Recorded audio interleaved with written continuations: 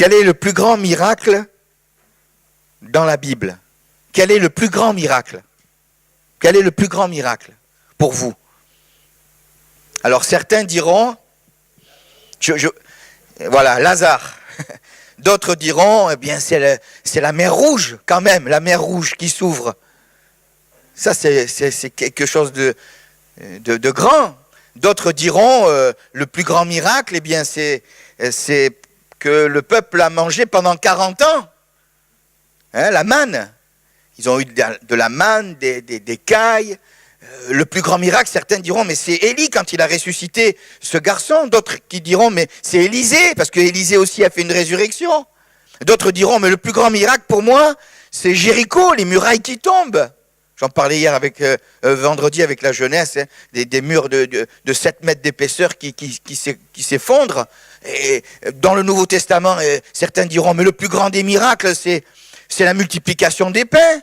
5 pains et 2 poissons, hein, le Seigneur va nourrir plus de 5000 personnes. Et d'autres diront, mais le plus grand miracle, c'est la guérison de ce paralytique, de cet aveugle, de la résurrection de Lazare, etc., etc. Le plus grand miracle, on va le lire ensemble. On va le lire ensemble. Évangile de Jean, chapitre 2. C'est le plus grand des miracles. Et je voulais vous dire, je l'avais mis là tout à l'heure aussi, le plus grand des miracles, c'est pas d'être guéri. Parce que je peux être guéri et être perdu. Exactement. Jean, chapitre 2, on va lire les 3-4 derniers versets du chapitre 2. Jeudi, pour ceux qui étaient là, on avait vu le chapitre 2 aussi, les noces de Cana. Et on va lire donc Jean chapitre 2, verset 23 jusqu'au verset 25. Et ensuite, on va passer au plus grand miracle. Et le plus grand miracle, il se trouve dans le chapitre 3. Et le plus grand miracle, c'est le miracle de la nouvelle naissance. C'est celui-là. Alors, je crois que c'était, oui, vendredi, les jeunes parlaient de miracle et ils priaient, Seigneur, on veut vivre un miracle, mais le miracle, c'est déjà d'avoir rencontré Jésus et d'être sauvé. Ça, c'est le plus grand des miracles. Alors peut-être que vous avez besoin d'un miracle ou d'une guérison. Dieu va vous guérir, Dieu va vous relever, Dieu va vous bénir. Mais le plus grand des miracles, c'est celui de faire la paix avec le Seigneur, de l'accepter, de naître de nouveau. Allez, on lit ensemble? Ça va? Bon. Vous avez bien mangé? Alors, je voulais remercier les cuisiniers, les cuisinières, hein, pour ce bon repas. Et les pâtissières aussi. Hein, parce qu'il y avait 2 jeunes filles qui ont fait des bons gâteaux là. Hein. C'est bien. Il faut continuer pour papa et maman. Bon, après, on prend un peu de poids. Allez, on lit. Pendant que Jésus était, vous avez trouvé, Jean 2, 23, pendant que Jésus était à Jérusalem à la fête de Pâques, plusieurs crurent en son nom, voyant les miracles qu'il faisait. Mais Jésus ne se fiait point à eux, parce qu'il les connaissait tous, et parce qu'il n'avait pas besoin qu'on lui rende témoignage d'aucun homme, car il savait lui-même ce qui était dans l'homme. Mais, chapitre 3, il y eut un homme d'entre les pharisiens nommé Nicodème, un chef des Juifs qui vint lui auprès de Jésus de nuit et lui dit, Rabbi, nous savons que tu es le docteur venu de Dieu, car personne ne peut faire ces miracles que tu fais si Dieu n'est avec lui. Jésus lui répondit, en vérité, je te le dis, si un homme ne naît de nouveau, il ne peut voir le royaume de Dieu. Nicodème lui dit, comment un homme peut-il naître quand il est vieux? Peut-il rentrer dans le sein de sa mère et naître? Jésus répondit, en vérité, je te le dis, si un homme ne naît d'eau et d'esprit, il ne peut entrer dans le royaume de Dieu. Amen. C'est le plus grand des miracles. C'est le plus grand des miracles. On va s'arrêter et on va voir ensemble un petit peu ce que c'est que de naître de nouveau. Ce que c'est que de naître de nouveau. Tout d'abord, dans ce passage, nous l'avons lu volontairement à partir du verset 23, il est question de la Pâque. Ça se passe à la fête de Pâques. Il est dit que pendant que Jésus était à Jérusalem, à la fête de Pâques. Et il me semble que la nouvelle naissance, la conversion, le demi-tour, passer de la mort à la vie, de Satan à Dieu, des ténèbres à la lumière, on passe d'abord, la nouvelle naissance passe par la Pâque. Je ne peux pas dire que je suis né de nouveau, converti, changé dans mon cœur, si je ne passe pas par la Pâque. le chemin de la conversion, le chemin de la nouvelle naissance, c'est le chemin de la Pâque. Et la Pâque, qu'est-ce que c'est? On sait ce que c'est que la Pâque. Déjà, sans aller trop loin, je relisais encore les versets qui précèdent. Concernant cette Pâque, dans le verset 13, il est dit ceci: la Pâque des Juifs était proche et Jésus monta à Jérusalem. Il trouva dans le temple les vendeurs de bœufs, de brebis et de pigeons, et les changeurs assis, ayant fait un fouet. Vous savez, il me semble que c'est la Pâque, la nouvelle naissance, mais aussi c'est quand Jésus vient dans un cœur, dans une vie, dans un être, pour mettre de l'ordre. À cette époque-là, il y avait du désordre dans le temple. Alors Jésus n'a pas fait un fouet pour frapper. Il y en a qui disent, oui, vous voyez, Jésus était méchant, il a fait un fouet pour frapper. Non, non, non. Jésus a mis de l'ordre. Et quand on passe de la mort à la vie, quand on accepte Jésus, Jésus vient mettre de l'ordre dans notre vie. Il y a du désordre, quel que soit l'individu, il y a du désordre. Ce désordre porte un nom, c'est le péché. Et quand Jésus vient, il met de l'ordre. Amen. Il met de l'ordre. Alors, et ça se passe à Pâques. La Pâques, c'est quoi? La Pâques, quand on regarde l'Ancien Testament, c'est la libération du peuple. Le peuple était esclave pendant 430 ans. Et pour nous, sous la grâce, c'est la libération aussi. C'est quand on passe justement de cet état de pécheur et qu'on reçoit le pardon de Dieu. On passe de la mort à la vie. Amen. La libération. Et la Pâque, c'est quoi encore pour nous dans le Nouveau Testament? C'est quoi? C'est la mort du Christ et c'est la résurrection de Jésus. C'est croire dans un Christ ressuscité.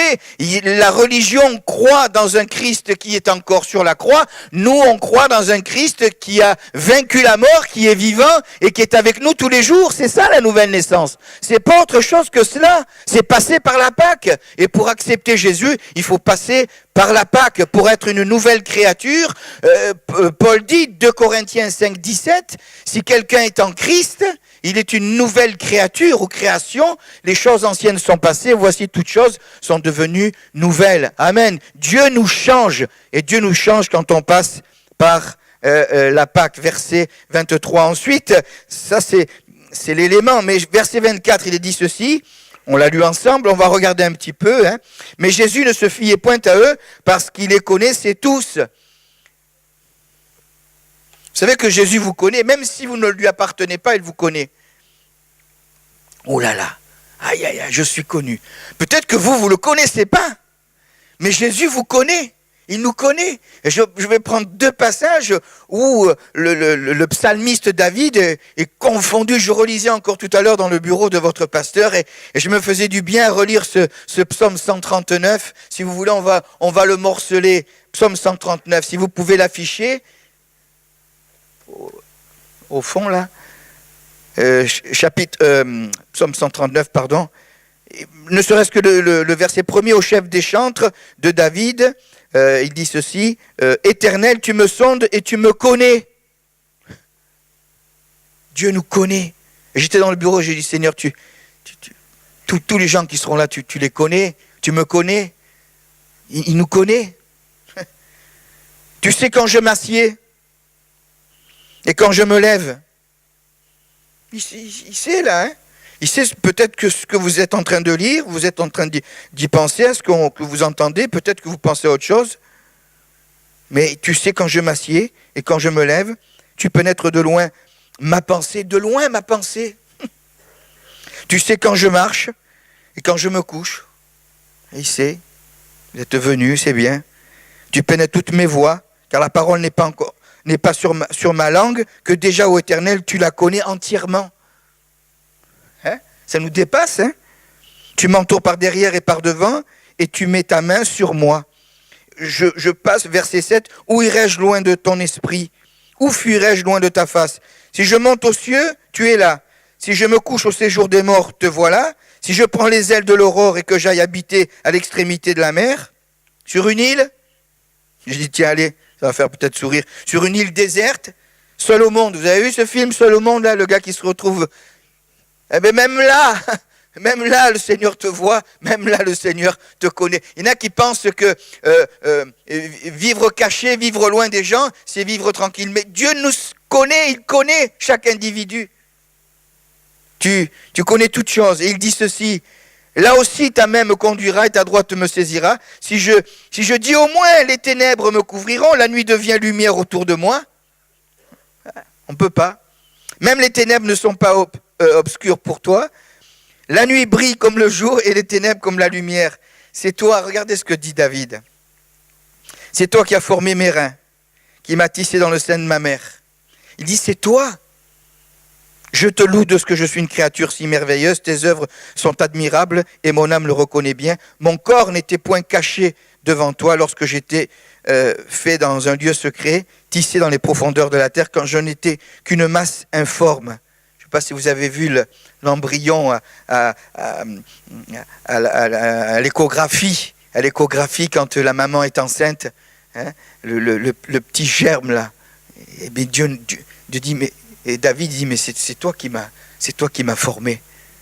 Vous savez ce qu'on voit en premier quand on passe une échographie? J'ai assisté aux 4 accouchements j'ai pas accouché, mais j'ai assisté. Mais derrière, on prie. Vous savez, quand on marche avec Dieu, quand on sert le Seigneur, eh bien, on est là et on prie. J'étais derrière mon épouse et je priais, je lui ai imposé les mains, je priais pour que Dieu la bénisse. Mais la première des choses qu'on voit dans l'embryon, c'est le cœur. C'est le cœur. Le cœur qui bat. Un tout petit cœur de rien du tout, là. Et pendant des années, des décennies, il bat. Et David est conscient. Il dit, mais j'étais une masse informe, là. Mais tes yeux me voyaient. Et sur ton livre étaient tous inscrits les jours qui m'étaient destinés, avant qu'aucun, je l'ai souligné encore dans ma Bible, avant qu'aucun d'eux existe. Ça nous dépasse, hein. Il nous connaît, il sait tout de nous. Il sait tout. Je pensais à ce texte, si vous voulez le lire avec moi aussi, dans le livre de Jérémie, ce sont des passages clés. Jérémie chapitre 1er, verset 1er, moi ça me touche. Jérémie dit ceci, Dieu dit à Jérémie, avant que je t'ai formé, Jérémie chapitre 1er, verset 5, avant que je t'ai formé dans le ventre de ta mère, je te connaissais, et avant que tu sois sorti de son sein, je t'avais consacré, je t'avais établi prophète des nations. C'est Dieu. Si vous êtes là, c'est parce que Dieu vous aime, et c'est parce que Dieu vous donne le souffle de vie. Amen. Il y a beaucoup de personnes qui voudraient être là, qui sont hospitalisées depuis des mois, des semaines, qui sont perfusées, qui ne savent même plus où ils sont. C'est Dieu qui nous donne le souffle. Dieu est le créateur de toutes choses. Et il nous a créés à son image. C'est lui qui est descendu et qui a pris de la terre et qui a soufflé dans les narines de ce tas de terre. Et ce tas de terre est devenu une âme vivante. Amen. Que Dieu soit béni. Il sait tout de nous. Il nous connaît parfaitement. Il nous connaît parfaitement. Et c'est ce qu'on souligne, hein. Jésus ne se fiait point à eux parce qu'il les connaissait tous. Et parce qu'il n'avait pas besoin qu'on lui rende témoignage, verset 25, d'aucun homme, car il savait lui-même ce qui était dans l'homme. Oui, parce qu'à la création, hein, j'y reviens, il y avait le Seigneur Jésus. Dans l'Ancien Testament, Dieu est un pluriel. Et on le retrouve quand il dit « faisons l'homme à notre image selon notre ressemblance ». Dieu le Père, Dieu le Fils et Dieu le Saint-Esprit. Jésus est parfaitement Dieu et Jésus est de toute éternité. Il dira « je suis le commencement et la fin, je suis l'alpha et l'oméga ». Jésus n'a pas été créé, Jésus n'est pas un petit Dieu, Jésus n'est pas un Dieu inférieur, comme certaines sectes le soulignent. Jésus est parfaitement Dieu. Jésus dira, tout pouvoir m'a été donné dans le ciel et sur la terre. Et celui qui peut intervenir dans notre vie cet après-midi, c'est Jésus par le Saint-Esprit. Amen. Et on va y venir. Si le temps s'il me resterait un peu de temps. Voilà, allez, on continue. Et alors, je reviens à ce que je disais, parce que il sait ce qu'il y a dans l'homme. Jusqu'au chapitre 2, c'était bon dans le livre de la Genèse. Mais à partir du chapitre 3, il n'y a plus rien de bon dans l'homme. Alors là, il sait tout, et il n'y a plus rien de bon dans l'homme. Genèse chapitre 3, il y a le péché, il n'y a plus rien. Pensez pas que vous êtes meilleur que les autres. Hein. Ne pensez pas cela. Regardez ce que dit la Bible. Encore Jérémie dit ceci dans le chapitre 17, verset 9. Le cœur de l'homme est tortueux. Il est méchant par-dessus tout. Qui peut le connaître? Qui peut le connaître? Paul dit, je suis le premier des pécheurs. Luc, dans l'évangile de Luc au chapitre 15, il y a cette histoire du fils prodigue qui va entrer en lui-même et il dira, mais j'ai péché contre le ciel et contre toi. Vous savez, il se souvient ce qu'il y a chez son père. Dans la maison de mon père, il y a du pain, etc. Et il dira, mais j'ai péché contre le ciel et contre toi. Dans le chapitre 18 de l'évangile de Luc, il est question de ce publicain et de ce pharisien. Et le publicain, il se frappait la poitrine et il disait, sois apaisé envers moi, qui suis un pécheur. On est des pécheurs, sauvés par grâce quand on accepte Jésus. Et puis alors Michée, c'est la cerise sur le gâteau. Enfin, si je peux dire que c'est la cerise sur le gâteau, parce qu'il est dit ceci, chapitre 7, verset 4. Regardez ce qu'il est dit de l'homme. Vous connaissez Michée 7, 4 ? Soulignez-le dans votre Bible. Comme ça nous fait bien revenir sur terre et réaliser que le Seigneur est avec nous et que c'est par grâce que nous pouvons vaquer à toutes nos occupations. Michée chapitre 7, verset 4. Le meilleur d'entre eux est comme une ronce. Aïe, aïe, aïe. Ah, ça ne s'affiche pas en face. Je disais à mon fils, ah, voilà, voilà. Merci, frère. Le meilleur d'entre eux est comme une ronce. Le plus droit, pire qu'un buisson d'épines. Alors là, ça nous ramène à... Bon, je suis droit, le meilleur d'entre eux est comme une ronce. Vous savez, les ronces, c'est pas agréable. Et le plus droit, pire qu'un buisson d'épines.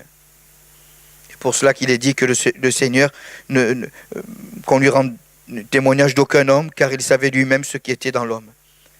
Mais à partir du chapitre 3, il y a la bonne nouvelle. Ce mais, c'est le mais salutaire.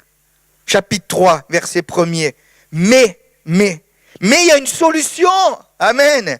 Le Seigneur ne nous a pas laissés dans notre misère, dans notre péché, dans nos épines, dans nos problèmes, dans nos difficultés. Mais ce mais est salutaire. Ce mais, c'est le salut. Ce mais, c'est la guérison. Ce mais, c'est la bénédiction. Ce mais, c'est le pardon.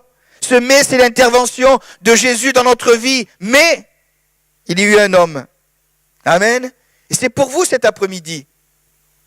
J'ai dépeint un petit peu ce qu'était l'homme sans le Seigneur, mais il y a la solution. C'est pas sens unique. Le Seigneur ne nous a pas laissés, il nous donne la solution. Mais il y a eu un homme d'entre les pharisiens, nommé Nicodème, chef des Juifs. Alors Nicodème, je sais pas, est-ce que vous connaissez la signification de Nicodème ? Nicodème signifie, et c'est formidable quand on lit l'histoire de Nicodème, elle est importante dans l'évangile de Jean. Là, on a lu juste le début, mais Nicodème signifie vainqueur du peuple. Et quand on lit l'histoire de Nicodème, eh bien on se rend compte qu'il est passé au-dessus du peuple, parce qu'il était quand même un leader du peuple. Il était un chef de synagogue. Il était un chef, il était quelqu'un qu'on voyait, qu'on allait demander des renseignements, des précisions sur la Torah, etc. Mais cet homme, Nicodème, est vainqueur du peuple, est passé au-dessus du peuple. Il aurait pu dire, et ça aurait été pour lui la perte, il aurait pu dire, mais après tout, je suis chef, etc., je vais pas... Mais il a été vers Jésus. Il est passé au-dessus du peuple.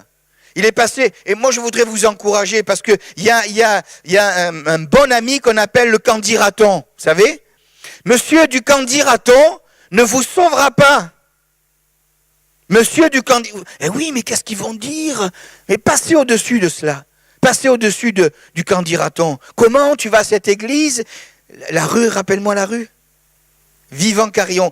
Vous savez, j'ai posé la question aux jeunes, vous savez qui était Vivant Carillon ? Voilà, un journaliste, c'est marqué à l'entrée de la rue, sur le panneau. Donc, voilà, vous lisez, c'est bon, vous savez. C'était un journaliste. Mais c'est important, ça, de le réaliser. Passer au-dessus. Et lui, c'est ce qu'il a fait. Il est passé au-dessus. Que Dieu soit Que Dieu soit béni. Hein. Ne vous laissez pas arrêter par les hommes qui vous diront mais tu vas là, et c'est ceci, et c'est cela. Non, non, non. Vous êtes dans ce lieu, Jésus vous aime et Jésus veut intervenir dans votre vie. L'attitude de la nouvelle naissance, on la trouve au verset 2. Il est dit que ce Nicodème, ce chef des Juifs, il est venu, lui, auprès de Jésus. Rien que là, qui vint, lui, venir. Jésus dira, venez. Vous avez bien fait de venir. Venez à moi, vous tous. Vous tous quoi? Qui êtes fatigués et chargés, et je vous donnerai du repos, prenez mon joug, etc., etc., etc. Venez. Hein, c'est la première démarche. Il faut venir et revenir. Je ne sais pas s'il y a des personnes qui sont venues, qui sont là pour la première fois, mais venez et revenez. La Bible dit que la foi, elle vient de ce que l'on entend. Mon épouse vous a donné son témoignage. Mais quand on est arrivé, on ne savait rien, nous, de la parole de Dieu. Mais c'est au contact de la parole de Dieu que la foi, elle prend naissance. On ne naît pas avec la foi. La foi vient de ce que l'on entend, et ce que l'on entend vient de la parole de Dieu. Venez. Lui, il est venu. Il a été vers Jésus. Et il s'est tourné vers le Seigneur. Il lui dira, là on a quelques éléments, il lui dira ceci, qui vient auprès de Jésus de nuit, il lui dit, Rabbi, qu'est-ce que ça veut dire Rabbi? Ça veut dire maître. Et la nouvelle naissance, c'est reconnaître que Jésus est notre maître. La conversion, c'est reconnaître que Jésus est notre maître. Et on n'a pas peur de dire que Jésus est notre maître. L'apôtre Paul dira dans l'épître aux Romains au chapitre 1er, si mes souvenirs sont bons, c'est au verset 15, il dira, je n'ai pas honte de l'évangile, je n'ai pas honte de dire que Jésus est mon maître, je n'ai pas honte de l'évangile, c'est la puissance de Dieu pour le salut de quiconque croit. Amen. Rabbi, c'est le maître, Jésus c'est mon maître. Amen. Jésus dira, nul ne peut servir deux maîtres. Matthieu chapitre 6, verset 24. Matthieu chapitre 9, verset 38. Priez le maître, c'est Jésus, de la moisson, d'envoyer des ouvriers dans la moisson. Mais c'est ça la conversion. Seigneur, tu es mon maître. Vous savez, des fois, dans certains sports, on appelle le coach, l'entraîneur, maître. Et moi, j'ai qu'un maître. Mon maître, c'est Jésus. Amen. C'est lui qui a touché ma vie, c'est lui qui a changé ma vie, que Dieu soit béni. On va plus loin dans la nouvelle naissance. La nouvelle naissance aussi, c'est de reconnaître que Jésus est le docteur. Il lui dit, tu es Rabbi, nous savons que tu es le docteur venu de Dieu. Le docteur. Est-ce qu'il y a des docteurs? Vous avez des docteurs, des médecins dans l'église? C'est bien d'avoir un médecin dans l'église. Hein? Nous, on en a un aussi à la Seine-sur-Mer. À chaque fois que je le vois, je lui pose des questions. Cela nous montre que nous ne sommes pas contre la médecine. Pourquoi? Déjà parce que la Bible en parle. Déjà parce que Jésus, il y a des écrits d'un docteur, d'un médecin. Luc était médecin. Et il a laissé 2 écrits quand même. L'évangile de Luc et le livre, et c'est pas rien, c'est le livre des Actes des Apôtres. Donc on n'est pas contre la médecine. On prie pour les médecins. On prie pour les chirurgiens. Vous savez, quand vous devez être opéré, vous priez pour les chirurgiens. Hein?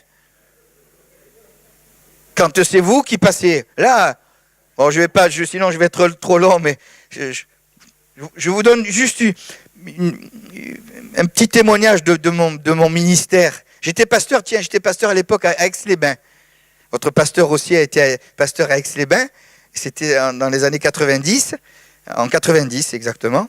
Et c'était tout petit, là, c'était pas comme quand tu as été, l'église avait changé, et on était peut-être une 60, 70 personnes, et je comprenais pas, j'étais peut-être, bon, ça fait 30 ans, hein, je comprenais pas que les gens, quand ils priaient, ils disaient, Seigneur, conduis la main des chirurgiens. Moi, j'étais un jeune serviteur, je dis, mais ils comprennent rien, mais qu'est-ce qu'ils n'ont pas la foi? Le Seigneur, on n'a pas besoin de demander au Seigneur qui dirige la main des chirurgiens, etc.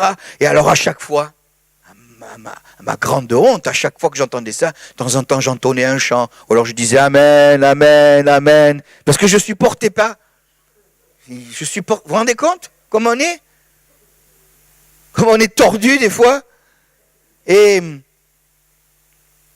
Et les années passent, je quitte Aix-les-Bains, j'arrive à Pertuis, je suis resté 10 ans pasteur à Pertuis dans le Vaucluse. Et tous les ans, on passe une visite médicale comme tous les ouvriers. Et on me trouve des nodules sur la thyroïde. En me touchant, le docteur, elle avait été opérée donc, de la thyroïde, donc elle était sensible à cela. Elle me dit, Monsieur Célès, vous avez des nodules sur la thyroïde. Il faut passer une radio. Oui, il parle toujours. Et puis une année passe, 2 ans passent, et à chaque fois que j'y allais, vous avez des nodules. Et bon, je me suis dit, il faudrait que j'aille passer une échographie. En effet, parfait, l'échographie, bon, ils trouvent des nodules, et on me dit, il faut faire une ponction. Vous prenez une aiguille, c'est comme ça, chirurgien, où est le docteur? Levez la main, docteur. Oui. Et ils vous prennent une aiguille, ils vont carrément dans le nodule pour prélever, voir s'il est cancéreux ou pas. Et diagnostic, cancer. Et moi, je croyais qu'un pasteur ne devait pas connaître le cancer. Je pensais qu'un pasteur même ne devait pas porter des lunettes. Je vous assure, pour moi, c'était une évidence. Je dis, Seigneur, moi... mais seulement quand j'ai commencé à lire comme ça, et à lire comme ça vers 47 ans, et après je lisais comme ça, je dis, c'est bon, il faut que je mette les lunettes. Et le cancer. Vous savez ce mot cancer? J'étais opéré du cancer, double cancer de la thyroïde, les deux côtés, fin 2002. Ça vous marque. Et ça vous change. Ça vous change, je vous le dis, je partage simplement. Je sors peut-être un peu du sujet, ça fait rien. Mais ça vous change. Ça vous change. Ça vous change même dans le service, dans le ministère. Parce qu'on comprend. On comprend mieux ceux qui sont malades. On comprend mieux ceux qui sont fatigués.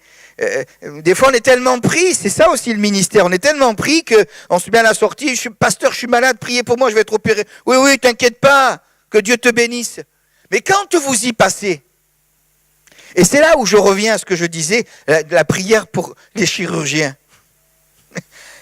Cancer, on me dit il faut opérer. Au départ, ils en avaient décelé qu'un, et pendant l'opération, ensuite, à l'époque, c'était comme ça, ils m'avaient ouvert une fois. Ils avaient enlevé la moitié de la thyroïde. Ça fait comme un papillon. Ouais. Et ils vous enlèvent ils m'avaient enlevé une première partie et ils avaient analysé l'autre côté. Seulement, ils avaient tout recousu et c'était peut-être 24 heures après, à peine. Et ils viennent, ils me disent, il faut réouvrir parce que l'autre côté aussi, il est atteint. Il vous égorge une deuxième fois. Je ne vous dis pas comment c'est. Mais c'est ça, le docteur peut vous le dire. Quand je me suis réveillé, j'avais mal partout. Parce qu'ils vous écartent, ils vous mettent en bout de planche, là. Ils vous écartent. Ils rentrent là. Qu'est-ce que c'est ce pasteur, là? Et quand je devais être opéré, là, je me suis souvenu. Je leur ai dit aux Pertuisiens, à l'église de Pertuis, priez s'il vous plaît pour moi et surtout priez pour le chirurgien. Parce que ce coup-ci, c'est moi qui dorme bien, qui ne boit pas, qui soit pas contrarié avec sa femme. Et oui, parce qu'il y a eu plein d'erreurs. Et vous le savez, hein, on a tous de l'âge, il y a eu des erreurs. Il rentre pour être opéré de l'appendicite, il lui enlève le cerveau. Hein? C'est terrible. Alors, j'ai insisté. Comment on change? Priez. Et maintenant, j'enseigne qu'il faut prier pour les docteurs, prier pour les chirurgiens, pour qu'ils leur donnent encore plus de capacité. Hein? Je me disais tout à l'heure dans le bureau, je priais dans ce sens, je dis, mais heureusement qu'il y a des docteurs, parce que des fois, notre foi, s'il n'y avait pas les médecins, on serait peut-être moins nombreux cet après-midi. Parce qu'il y a aussi la médecine, bien sûr. Et Jésus est un cran au-dessus. Et d'ailleurs, les chirurgiens le disent, quand ils ne peuvent plus, eh bien bon, hein, ils ne veulent pas le dire, parce que beaucoup ne sont pas croyants, mais il faut laisser faire entre guillemets le corps, mais nous on croit, et moi je le crois, que Jésus est au-dessus de tout, amen, qu'il est le docteur des docteurs, le chirurgien des chirurgiens, Amen. Amen. Mais il faut aussi reconnaître qu'il y a aussi la médecine. Merci Seigneur. Mais Jésus est au-dessus de tout et tout pouvoir lui a été donné. Et c'est ça aussi la nouvelle naissance. Je vais être obligé de d'élaguer. Je vais être obligé d'élaguer.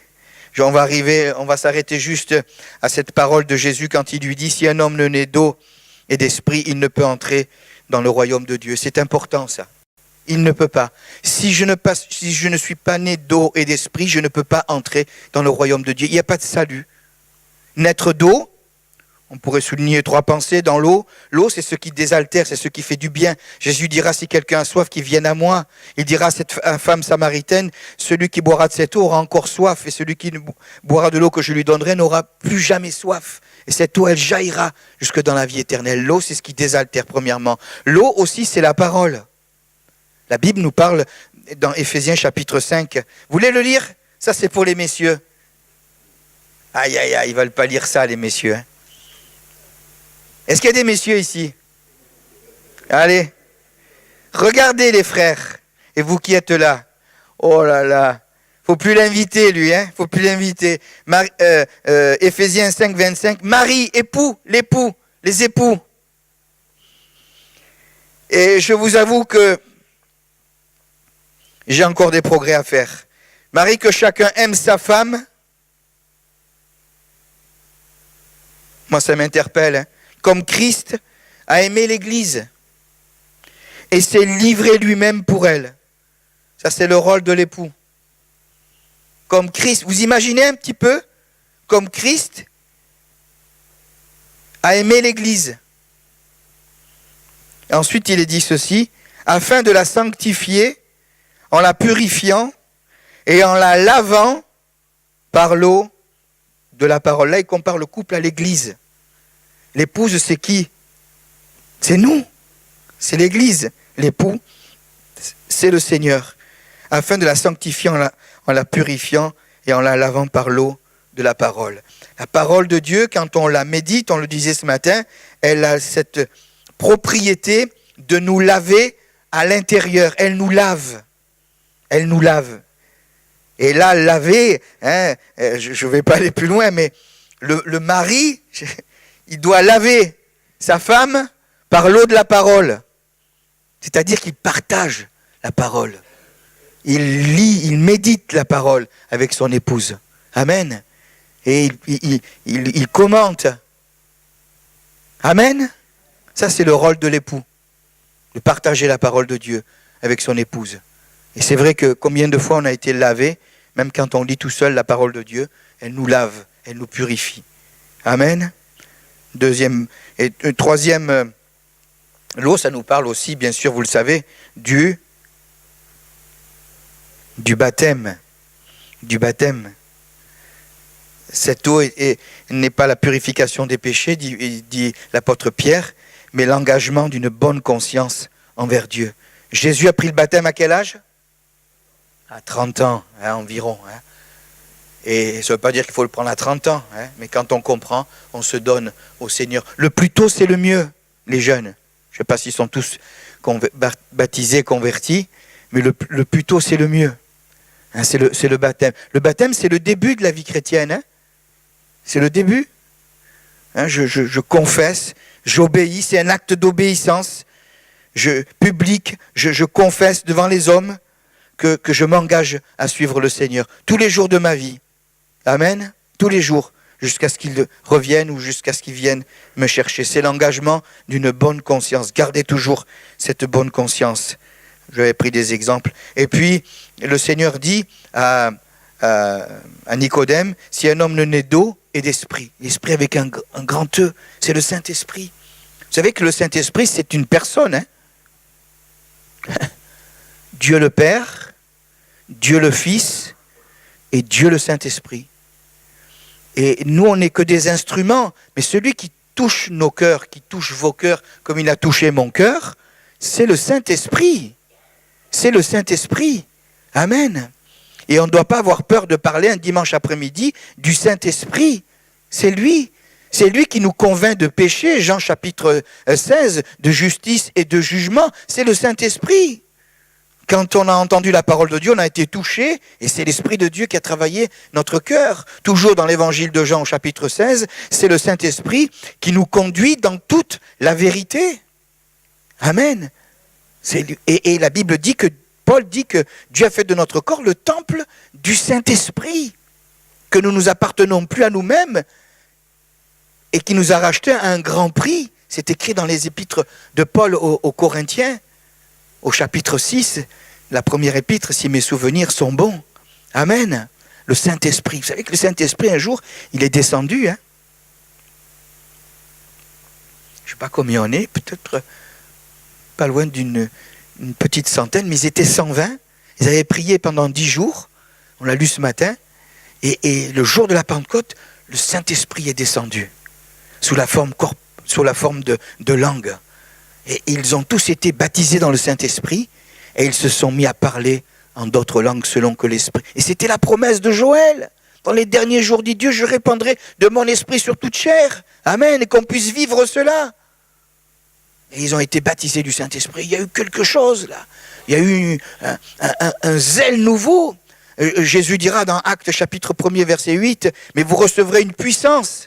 Le Saint-Esprit survenant sur vous, et vous serez mes témoins à Jérusalem, en Judée, en Samarie, et jusqu'aux extrémités de la terre. Merci Seigneur pour le Saint-Esprit. Ne vous privez pas du Saint-Esprit. Et si vous n'êtes pas baptisé dans le Saint-Esprit, demandez au Seigneur de vous baptiser du Saint-Esprit. C'est Jésus. Qui c'est qui baptise du Saint-Esprit? Je termine et on va prier. Qui c'est qui baptise du Saint-Esprit? Exactement, c'est Jésus. C'est écrit. Voilà. C'est pas M. Saez ni M. Ougoula qui le dit. Mais c'est écrit, Jean chapitre 1er verset 32, Jean rendit ce témoignage, j'ai vu l'Esprit descendre du ciel comme une colombe et s'arrêter sur lui, je ne le connaissais pas. Mais celui qui m'a envoyé baptiser d'eau m'a dit, celui sur qui tu verras l'Esprit descendre et s'arrêter, c'est lui et lui seul qui baptise du Saint-Esprit. Demandez à Jésus, baptise-moi du Saint-Esprit. Et même dans cet après-midi, vous pouvez le recevoir. Je ne vous dis pas comment j'ai reçu le baptême du Saint-Esprit, sinon ça va être encore long. Mais c'est lui, c'est lui. Et c'est ça la nouvelle naissance. Naître d'eau et être convaincu. Être convaincu. Vous savez, quand j'ai été convaincu, je n'ai pas voulu attendre. J'ai dit, Seigneur, j'ai été voir le pasteur, j'ai dit, moi je veux passer le plus tôt possible par les eaux du baptême. Je veux régler ma vie. Je veux m'engager avec le Seigneur. Et quelques temps après, il y a eu le baptême dans le Saint-Esprit. On va prier ensemble. Amen. Le plus grand miracle. Et si vous souffrez, parce que je sais ce que c'est que la souffrance, quelle que soit votre souffrance, approchez-vous rapidement et on va prier pour vous. Je vais laisser la place au pasteur.